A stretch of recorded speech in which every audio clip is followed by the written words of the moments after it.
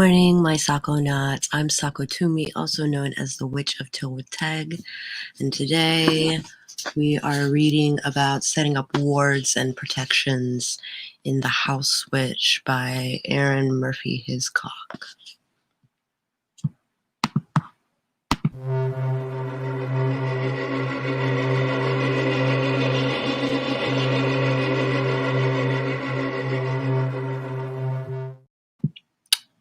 If we haven't met before, I'd like to welcome you to my channel. It's very nice to meet you.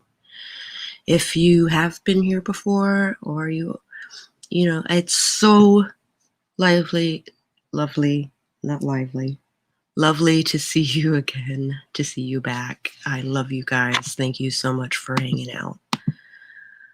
Good morning, Spence. Good morning, Debbie. Good morning, Christina. So good to see you guys. I love you. Oh. Yesterday I did not have the spoons to do the meditation. I think I'll do it today.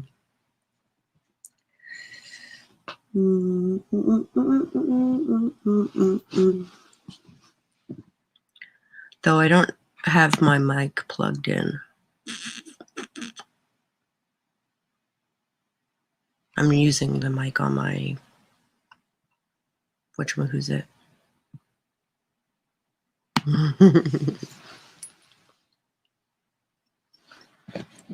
Well, I'll skip to the card.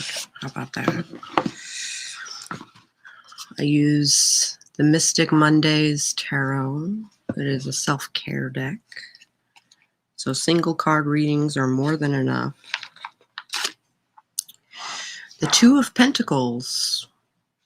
Let's see what's up with the Two of Pentacles. Two of Pentacles. Upside down, a book. Cups, Pentacles.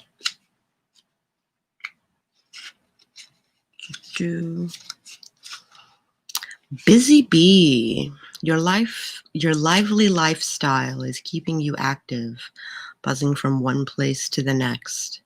With the Two of Pentacles, you have a vision in mind, and now it is a matter of taking daily action in order to implement it.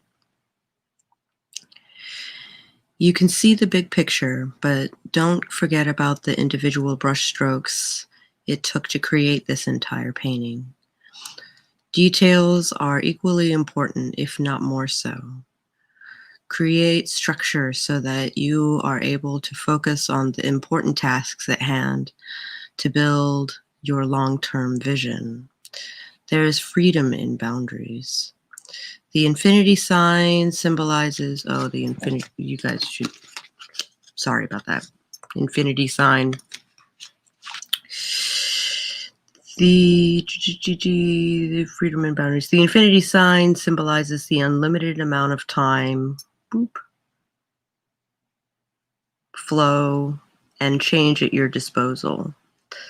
You are faced with conflicting interests and must prioritize what is important in this moment in time. Like Aristotle says, the whole is greater than the sum of its parts.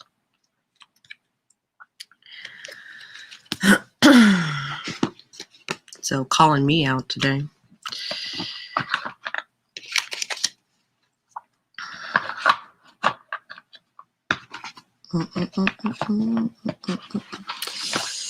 Trust your intuition.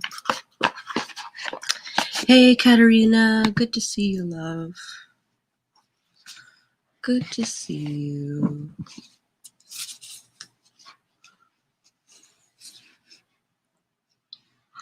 I was gonna do the grounding ritual, but I don't have my mic plugged in. So it would just be like this. Apropos.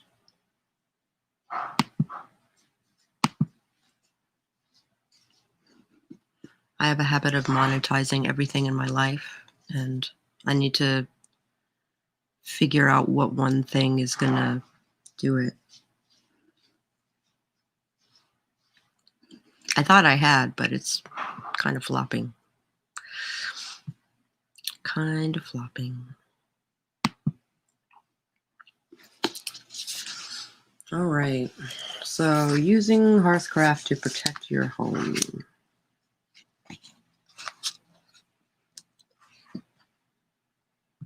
Know you. Know you.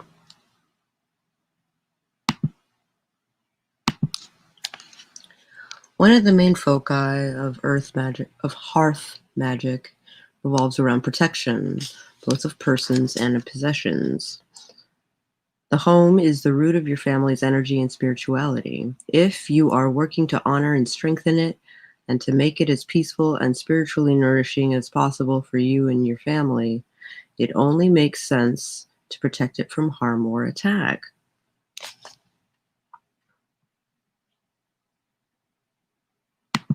Yeah. Yeah, I know those feels.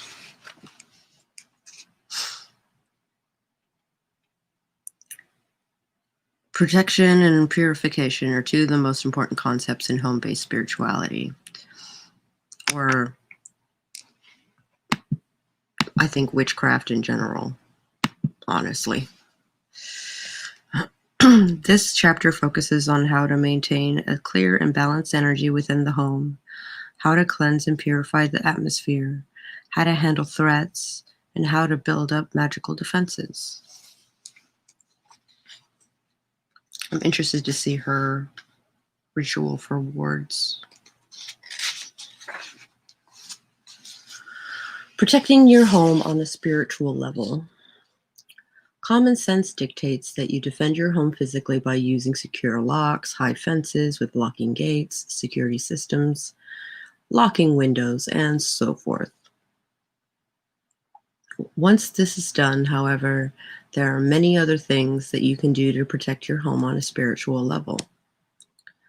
Keeping track of your home's energy is important. The best way to do this is to be familiar with your home's regular energy, to be better able to identify shifts or changes or problem areas that need to be dealt with.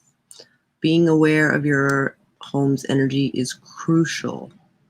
Being familiar with its natural fluctuations, its cycles, and responses to natural and environmental stimuli, it is an important factor in identifying and handling disruptions and problems. Make a point of knowing every corner of your home, even or perhaps especially areas you don't frequent, such as storage areas, garage corners, the attic, and so forth. Don't forget the crawl space, if your home has one, or partial attics accessible through the trapdoors or hatches in the ceiling of a closet somewhere. If you have a shed or outbuilding built onto the side or back of the house, get to know its energy as well. Physically walking through these areas allows you to touch their energies with your own, which in turn gives you a better sense of what they feel like and allows you to interact directly with the energy there. Evaluate your home's energy. This is an exercise that you can do to get good overall sense of what your energy's home is like. It is a good idea to do this exercise yearly or more frequently if your home is in a busy neighborhood, if you have a lot of people moving in and out, or if you experience a lot of emotional upheaval. First, make a list of all the rooms and connecting spaces in and directly adjacent to your home. Physically walk through the house and make note of all these places. Doing the physical tour will help you see and remember all the little places you might otherwise forget. You might list the major rooms in your home right off the top of your head: kitchen, living room, bedrooms, bathroom. But if you walk from one to the other, you may realize that you've forgotten the hallway, the stairs up to the second floor, or the entryway between the front door and the hall, among other places. Don't forget storage cupboards, pantries, and linen closets either. All these spaces are separate and serve separate functions. If you have an open plan home or a large room that is separated into zones by function, such as a family room that has a desk, a craft table for sewing, and a TV area, break the room down into those zones on your list. Write down family room TV, family room sewing area. It's important to understand the function each room in your house serves because it affects the energy produced and held within the room. A mismatch between the room's envisioned function and the purpose it actually serves can create a skewed energy as well. Exploring this can help you refocus the energy in your rooms and remove what negatively affects the desired energy. Make a chart like this. Number 1, room name. Number 2, date. Or wouldn't the date come first? Adjacent rooms, cardinal position, use, energy observance, suggestions or recommendations, and miscellaneous. When you've got your list, pick a room and go back to it. Go through the chart item by item and make your notes. Room name and date. This sounds obvious, but you're going to keep these notes to refer to later. And while things may seem fresh in your mind now, I guarantee that after you've done this, you won't necessarily remember when you did it. After the date, write down the weather, moon phase, day of the week, time of day, or any other associated information that you think might be interesting or that you believe may affect the energy readings you will take. This is as much a way to evaluate how you interact with your home's energy as it is an assessment of the house energy itself. It can be helpful later to go through these papers and realize that you can't do a clear energy evaluation when the moon is full, for example. Adjacent rooms and cardinal positions. When you write your notes, don't forget to include what rooms are above and below the room you are in. The energy of these rooms impacts the room's energy. The energy of these rooms impacts the room's energy as well. The cardinal position helps further situate the location. Does the room face west or northeast? This can be important if there is something as a large shopping mall or a body of water in one direction or another. Yes. These things have large fields of energy that can affect your home as well, and often have a greater effect on the rooms closer to them. When you're done, look at what rooms adjoin one another and see what kinds of energy are interacting through the wall or the floor. If you live in an apartment, chances are good your next door neighbor isn't going to allow you into his home to sense the energy of the room adjoining your wall. Apartments are a different kettle of fish.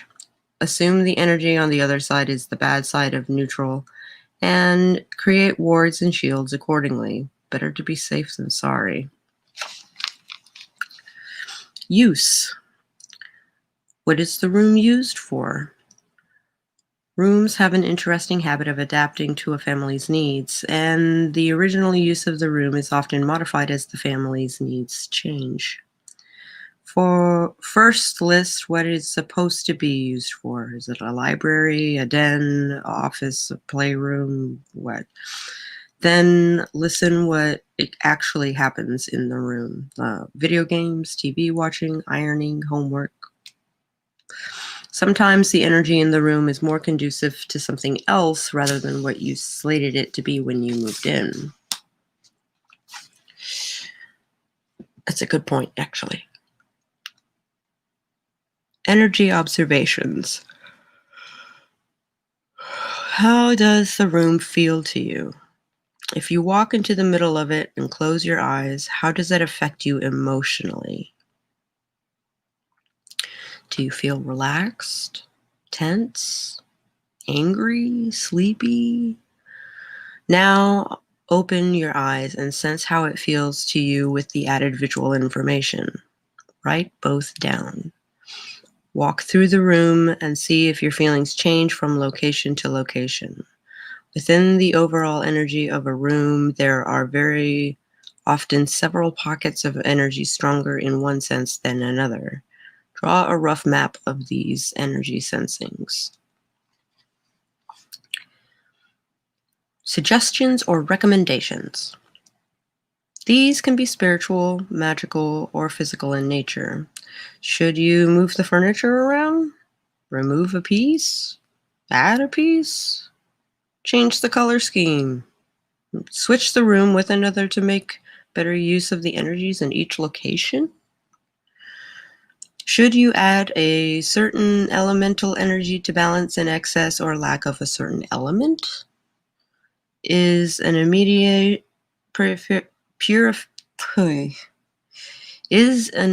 purification indicated to cleanse the energy of something negative? Miscellaneous. Use this category to write down anything that doesn't fit somewhere else. Is there something in the room that needs repair? A reminder you want to set yourself? Look back over your notes. You should have what is in essence a snapshot of your home's energy as it stands at the present moment. This reference can be used as a baseline when you sense something odd or different in your home. Oh, here we go. Set up energy boundaries.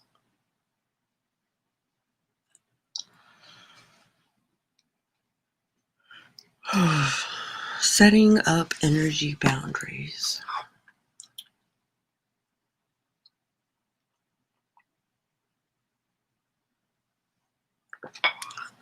Setting up energy boundaries or barriers is a good way not only to keep track of what is happening within your home's energy at all times, but also to control what kind of energy comes into it.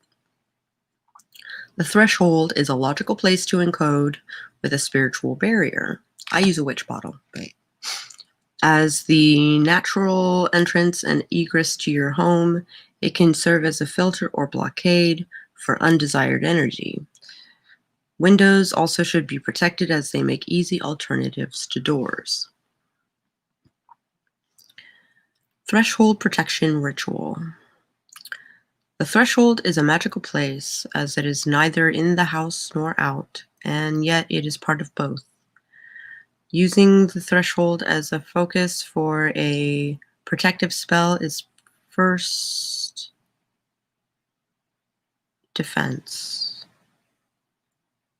This ritual not only cleanses the threshold, it also empowers it to function as a filter to allow positive energy into the home while keeping negative or disruptive energy out.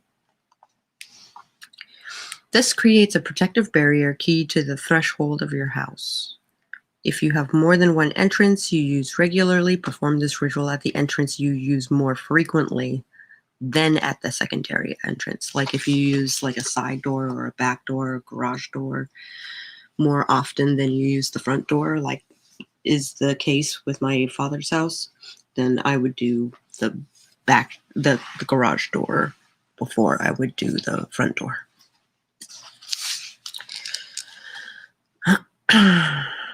The threshold protection ritual. You will need a cup of water, a half a cup of vinegar, a tablespoon of salt, a tablespoon of lemon juice, a bowl or bucket, and a washing cloth. That's good for cleansing. I don't know about protection. Oh, here we go. A smudge stick or a recaning stick, which is more appropriate. So loose dried sage or sage stick, basically.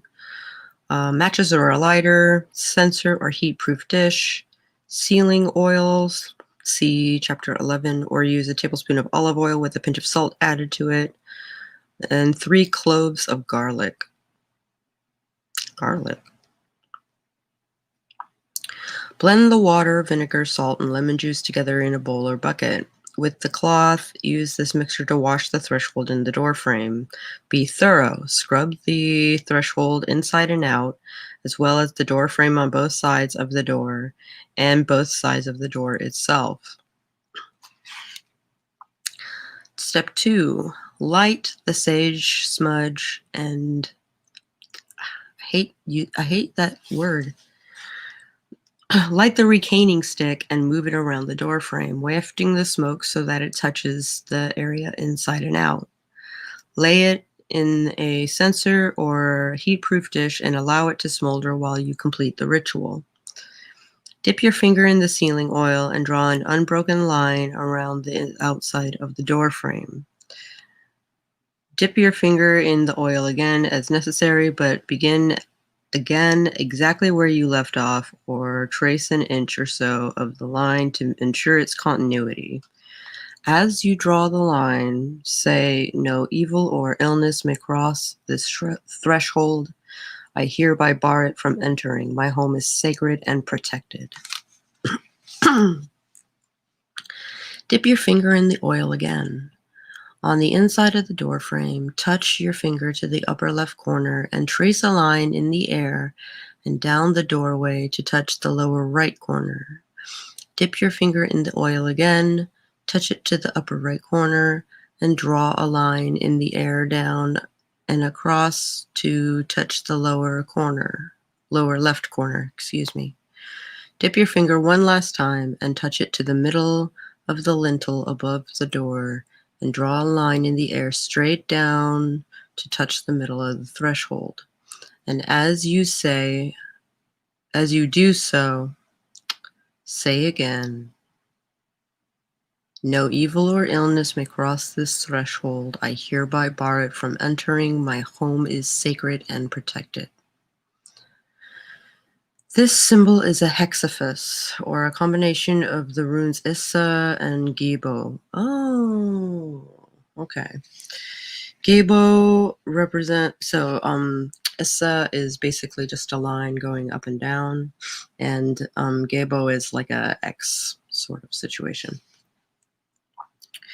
Gebo represents exchanges of energy or material objects, while Issa represents a static state. It translates to ice. Drawn together in this bind rune form, Issa freezes the state of your home and possessions, protecting it from physical and other intrusion. Take 3 cloves of garlic and touch each of them with a finger dipped in oil. Bury them under the threshold or doorstep, or as near to as possible. Bury one at each end of the step or threshold, and one in the middle. As you do so, say again and one final time,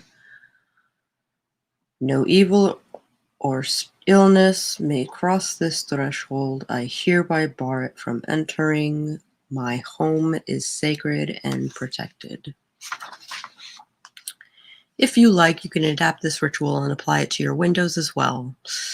Bury a single clove of garlic in the ground under each window. I do not have that luxury.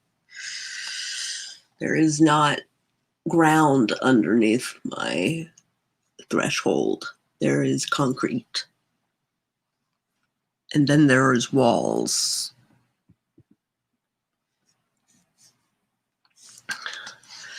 So this may not work for me.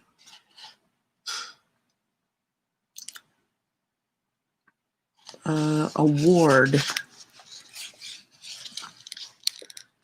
A ward is something that protects or defends. When used in connection with a house or home, to ward something is to set up an autonomous system of protection. Interesting. A word of advice about wards and protective barriers. If you're keeping something out, You are also keeping something in at the same time. It's healthy to lower wards and barriers now and again to allow what you've trapped inside to move around and air the place out, so to speak. So I would cleanse your house first, which I guess is the whole thing about like super cleansing your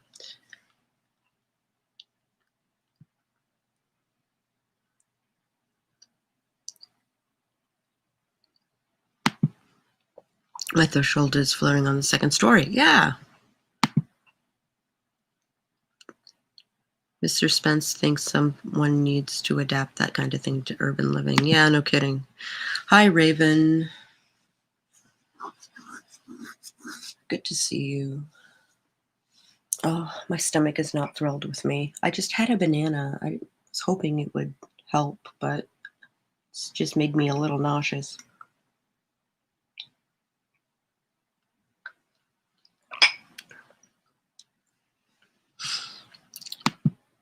Hello. The caveat is that you have to check on your ward regularly. Just like raising a wall around a city to defend it, if you don't take a regular walk around and look at the state of the wall you've built, it can crumble, grow weak, be affected by the weather or vines. You can just raise it and ignore it. You can't just raise it and ignore it.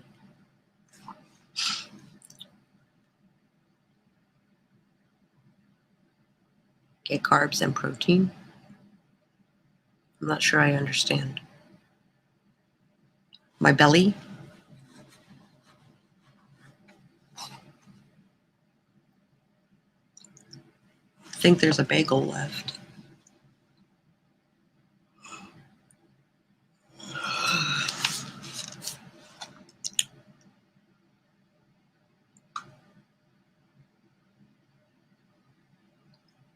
You can't just raise it and ignore it. It needs to be refreshed now and again. How often depends on the kind of neighborhood you live in. I don't know what that means. I live in a somewhat dense neighborhood. It's all townhouses. And I'm pretty deep into the neighborhood. Snacking and maybe a nap, yeah. That would be nice. Oh, my power came undone. There we go.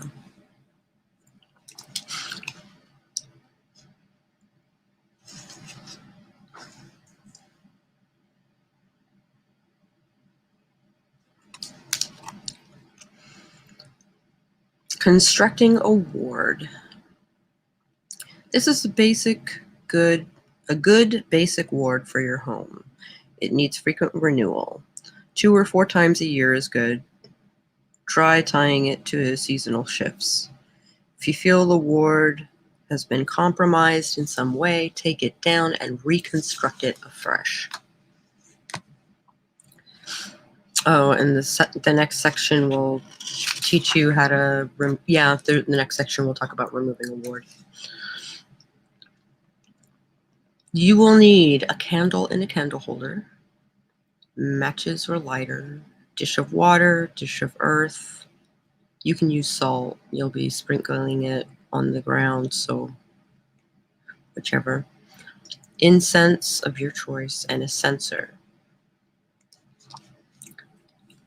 I use a cauldron, so that's as close as it gets. Light the candle. Beginning at your threshold, walk around the outside of the dwelling, carrying the candle in front of you. As you say, I build this boundary with fire. Repeat the sentence as you walk all the way around the building. I cannot. It is a townhouse.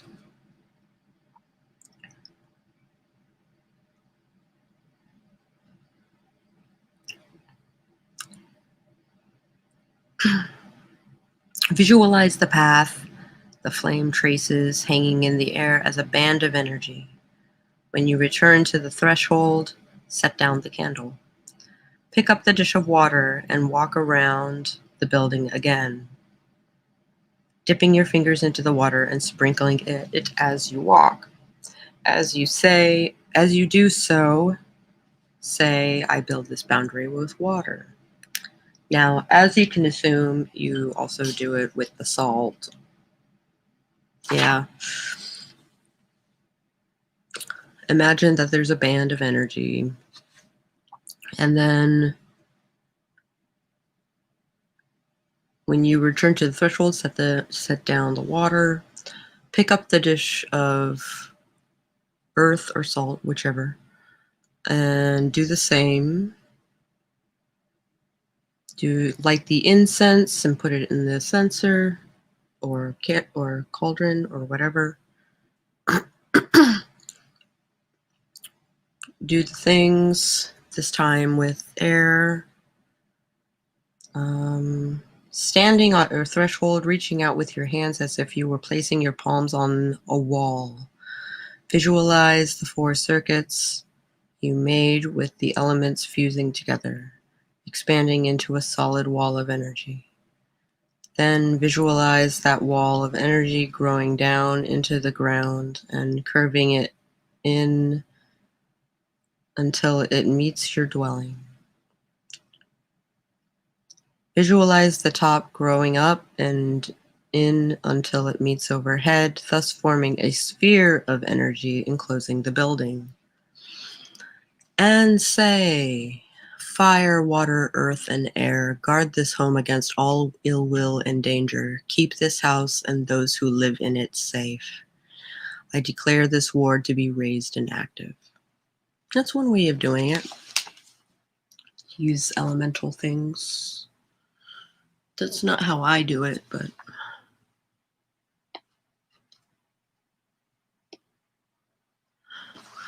hold on.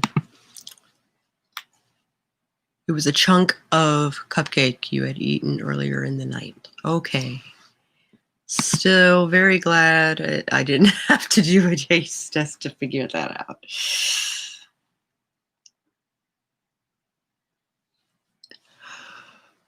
Small blessings, my friend.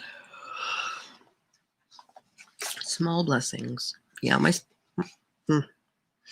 sleep schedule is baffled. All right, removing the ward, because if it's crumbling or broken, then you're going to have to take the whole thing down, build the whole thing back up. So dissolving an existing, well, no, let's back up.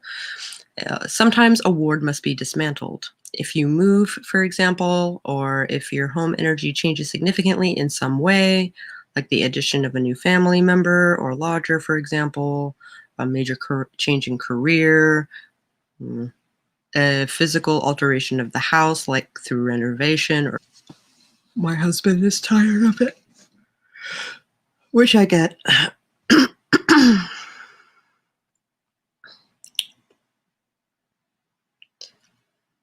The original ward, programmed to recognize and protect a certain energy and home entity, can become less effective. Dissolving it or taking it down is a smart step before rebuilding a new ward. Rather than trying to reshape and adapt what you originally put up, release the energy of the ward and start afresh. Building on the old ward is inadvisable because it has its foundations in something that technically no longer exists. My morning is not complete if I haven't made Sako smile over my nonsense. Right on. I'm glad I could be of service.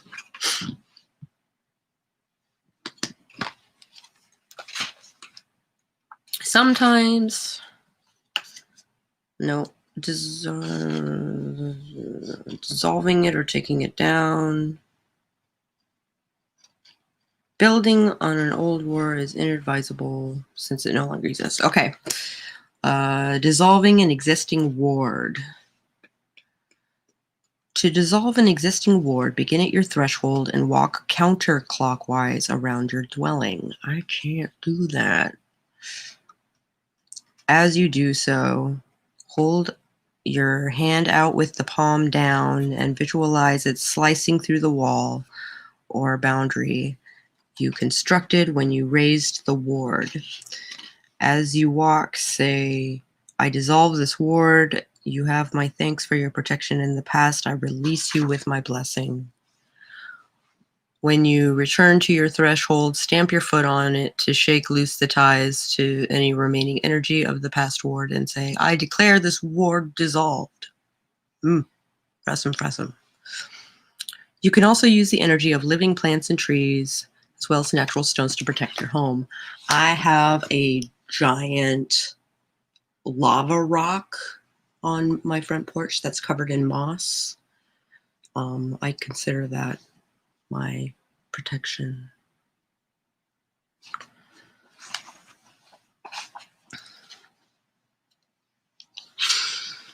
One of the easiest things you can do to protect your house is to plant trees, shrubs, and plants associated with defense and protection around it. If you're thinking of planting a tree on your property, you can choose one that has protective associations and thereby extending the tree's value to your home and land as well. If you already have one of these trees on your land or near your home, introduce yourself to it and thank it for the energy it emanates.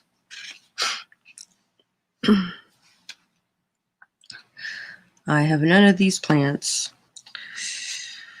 Hawthorn protects against damage from storms, encourages happiness.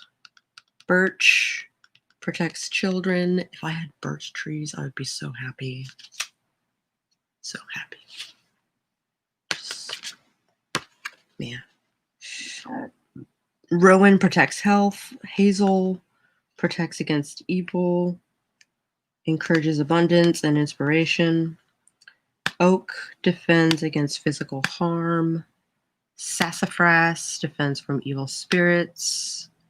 Elder defends against evil and negative energy. And lilac helps defend against harmful spirits. When you plant a tree for protection, you can say a prayer such as follows. Sacred tree or bush or whatever, grant us your protection, and may your roots defend us against harm from below. May your branches defend us against harm from above. May your leaves and shade extend and your protection to our home and energy. Let me try this again. Extend your protection to our home and property. In return, we will care for you, sacred tree, and guard you against blight and drought. Sacred tree, we welcome you to our family. If you don't own land, but there is an existing tree nearby that you wish to use as part of your house and home protection, introduce yourself to it by spending time sitting with it. Get to know its energy and decide if you wish to incorporate it into your work. Trees, like other natural objects, are living creatures and may or may not feel open to working with you. After getting to know its energy over a few days, offer the tree water and ask if it will be willing to work with you as a home guardian. Trust your intuition for the answer. I do have a big old evergreen that is in the center of the cul-de-sac. Well, it's not a cul-de-sac. It's a dead end. And maybe that could be helpful. There's an oak at the end of the street. I don't consider that close enough to the house.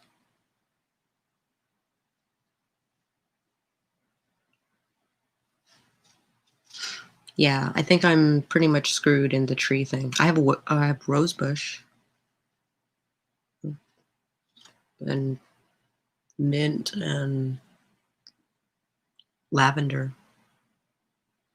I have those things. I'll have to think about that. If you don't own land, but there is an existing tree nearby that you wish to use as part of your house and home protection, introduce yourself, blah, blah, blah.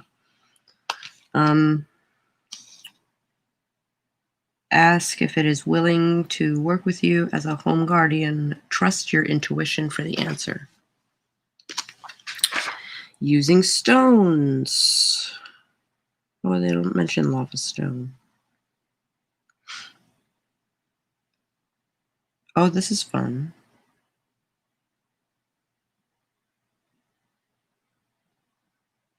Cool.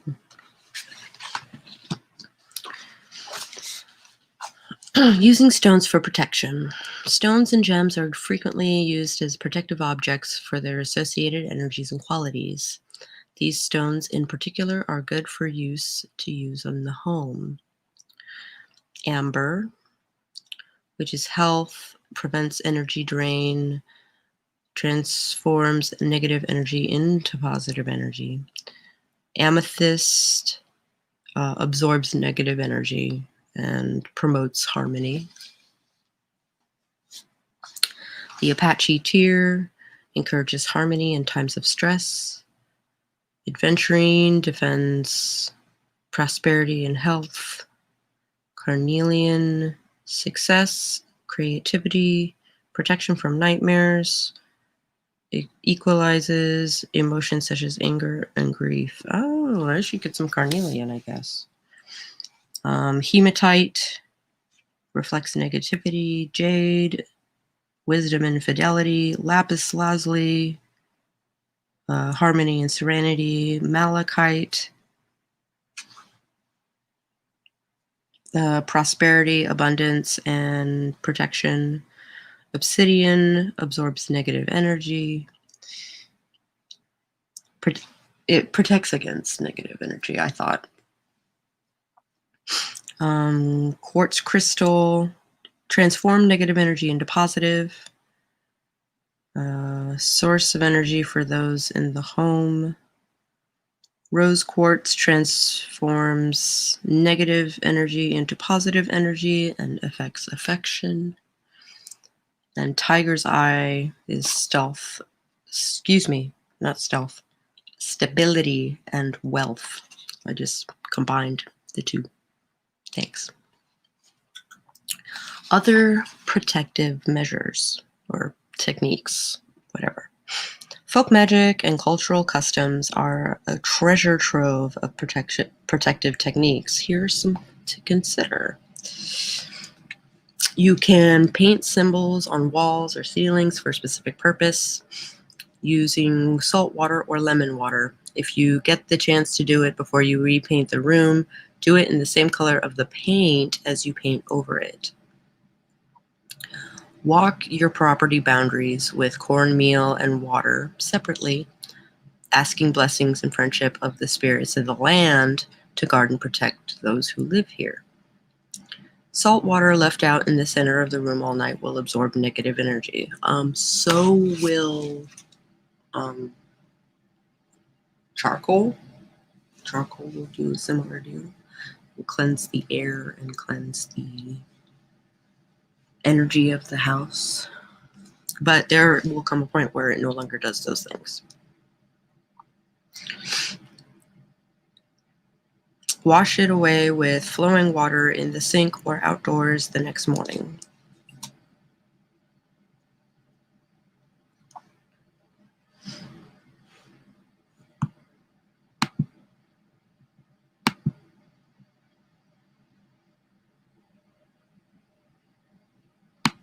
Okay. Placing a mirror in a window on each side of your home facing outward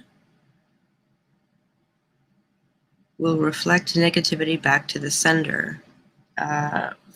So that conflicts with feng shui. So I will probably not do that. Likewise, hanging a witch ball in a window will absorb and return negative energy. I have witch balls all over the place, just not in windows. Currently, I am doing the things to my living room. Then they graduate and they go to my studio.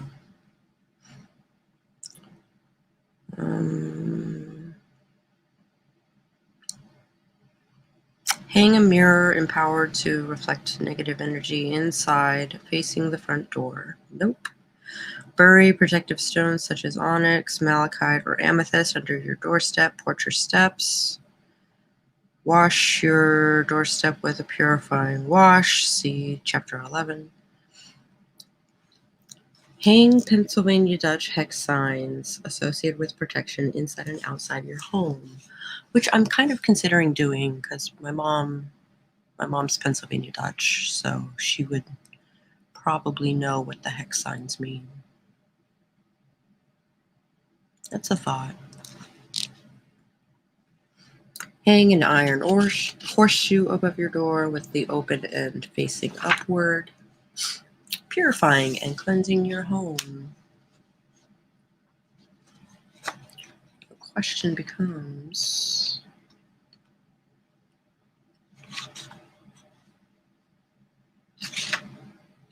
magic at the hearth. Is there enough time to read the rest of this thing? Purification techniques.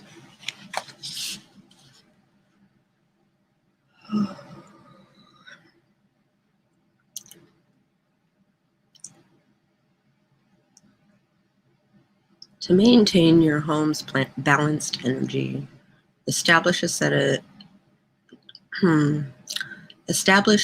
number of times throughout the year to do cleansings, purifications, and blessings, which is usually like an equinox thing or a solstice thing.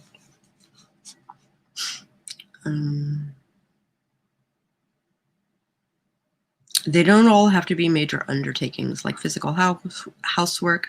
The more often you do it, the lighter the workload is each time. You may choose to vary the schedule. For example, you may do a major deep purification twice a year on the solstices, perhaps, with minor purifications on the first day of the month or each full or dark moon. Dark moon just passed 2 days ago. Well, yesterday and the day before and the day before. Usually they last about 3 days. Or you may choose to do a regular mid-level cleansing and blessing on each Sabbat or bank holiday. Choose a time that will work for you and blend into your schedule with the least amount of awkwardness. If you prefer the spiritual or energy work to be associated with moon phases or holy days, schedule your house purifications around those times. Then decide if you will do it before the date in order to have your house cleansed and ready to experience the energy of the day in question, or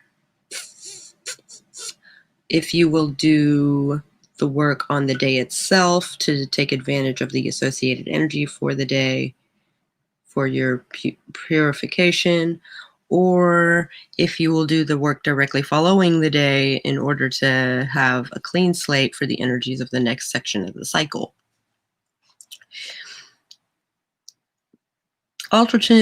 Alternatively, perhaps you function best on a regular calendar type schedule. Planning a regular purification on the same date every month will help you keep the rhythm. There is no right or wrong way. Do what makes sense to you and what feels right. The point is to do it regularly as your space requires and your schedule allows. The frequency of purification and cleansing depends on the energy of the home, which is one of the reasons the previous evaluation exercise was suggested. If your home sees heavy traffic from visitors or heavy emotional situations, it may be best to purify more often than if you live alone. We're trying to, it has a lot of history of like not greatness. abuse and things like that. And my husband and I have been trying very hard to change the energy of the house to where it doesn't do that anymore. We will talk about purification techniques tomorrow.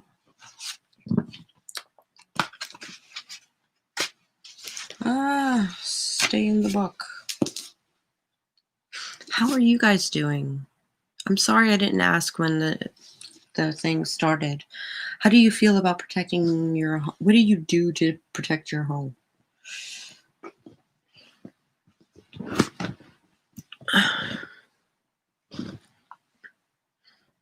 What do you do? Do you use Windex? You can honestly throw some freaking sage into your Windex or your window cleaner in general, and just that's a quick and dirty cleansing thing. I'm not a huge fan of sage. If there is a better herb that will do the thing, like rosemary, for instance, I would much rather use rosemary. I think it smells better. I want to do this, but feel exhausted by the thought. Yeah, but it might help change the energy of the house. Spence is here, been lurking and journaling. That is cool. Did we all fall asleep or did my chat freeze? No, you all fell asleep. I'm doing well, nothing really witchy at the moment. That is good. I want to do this but feel exhausted by the thought. I understand that very well, which is why I think there are ways to do it that that aren't as intensive.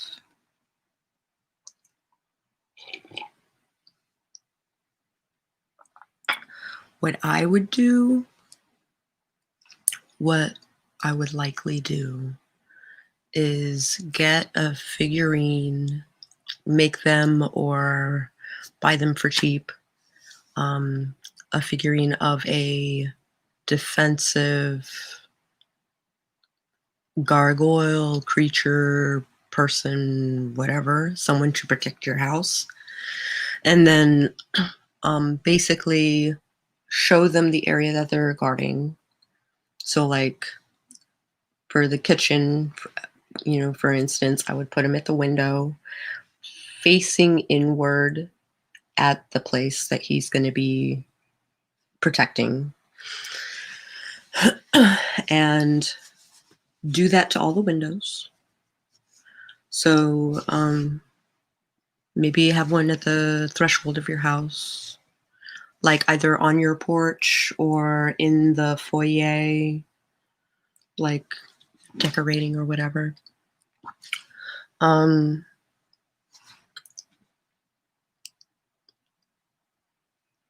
would probably do that. That way, the only thing you have to walk around is your little dude.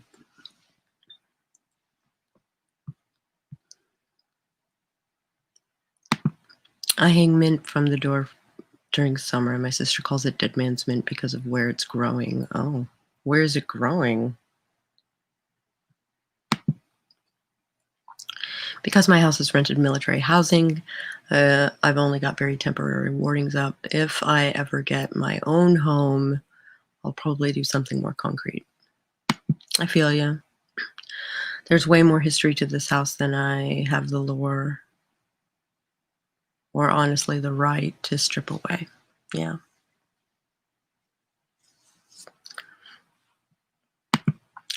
But with military housing, like you also have like the previous energy like to cope with. So you can do things. There are baby steps for house cleansing, and there's stuff you can do that's borderline scorched earth. Yep. It's not quite a genius loci, but there's definitely a sensation that everything on this post has a life of its own and doesn't appreciate being fucked with. Yeah. An amulet would be, you can make like a plaque that would also act as a ward. Like my friend did it out of tin, and she just like punched in with like with a tool, punched in the design, and then she's got one for air, fire, water, earth, and then one in the middle for spirit. And she has them all over her kitchen. Like,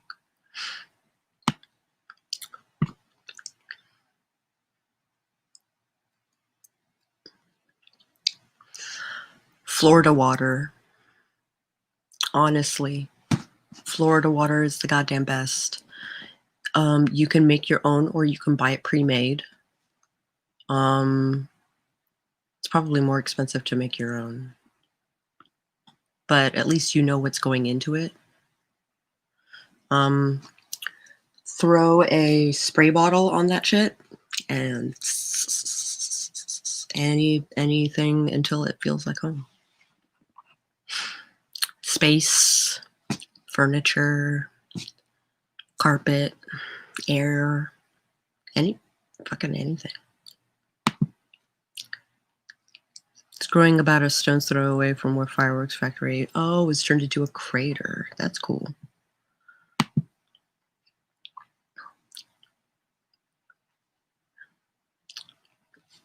That sounds like they would work just fine. If you can stick them in the window. And it's up to you as to whether they face the house or whether they face outside. I don't think it matters. But if angels are part of your paradigm, then sure, use them.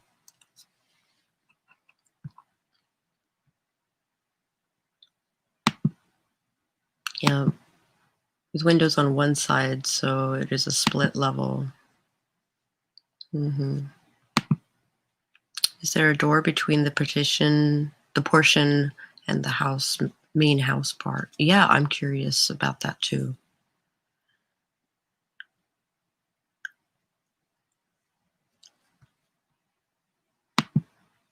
I'm curious about that too.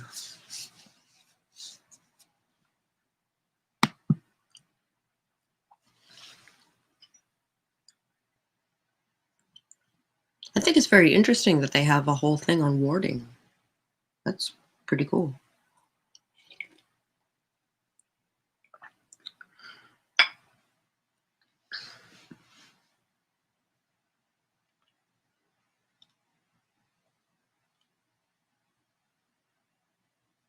Angles?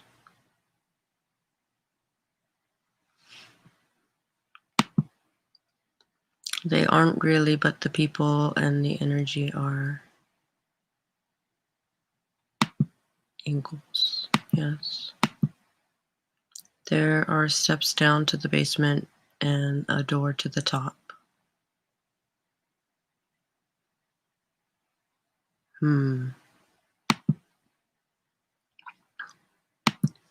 Yeah, I gotcha.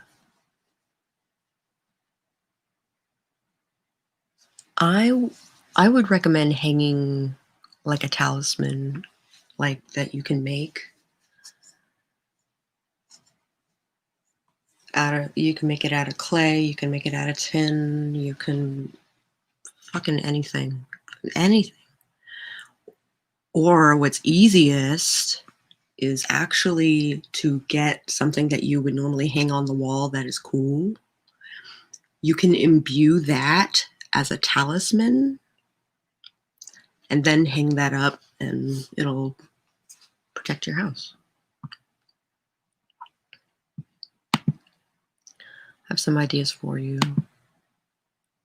Band run or bind runes are good for making temporary wards, although preferably you want to know enough about the various runes you're planning to use that you don't accidentally add elements you don't want mixed in there. Absolutely. Also, I have a sliding glass door and a door at my airsats. Okay. Yeah. Signs or artwork or witches' balls or hex, like the Pennsylvania Dutch hex signs. I think hanging art on your wall is probably the easiest way to ward your house. So you would basically imbue the art that you're, which is, it can be really easy, especially if you have an altar, is I just like, you can set it on your altar or near it, as close to it as you can, basically. And then you can meditate on it. I just leave it there. Sometimes I'll meditate to where I'll actually imbue it, like in my domain. And then hang it. Yeah. Oh, shit. We're late. Okay. As much as I like to hang out, if you like this video at any point, please hit the like button. And if you would like to see the rest of this book, where we'll be talking about, where did I leave off? Purification techniques. If you want to keep talking about it on the server, we can totally do that. Please hit subscribe and maybe even ring that bell on the off chance that it might notify you.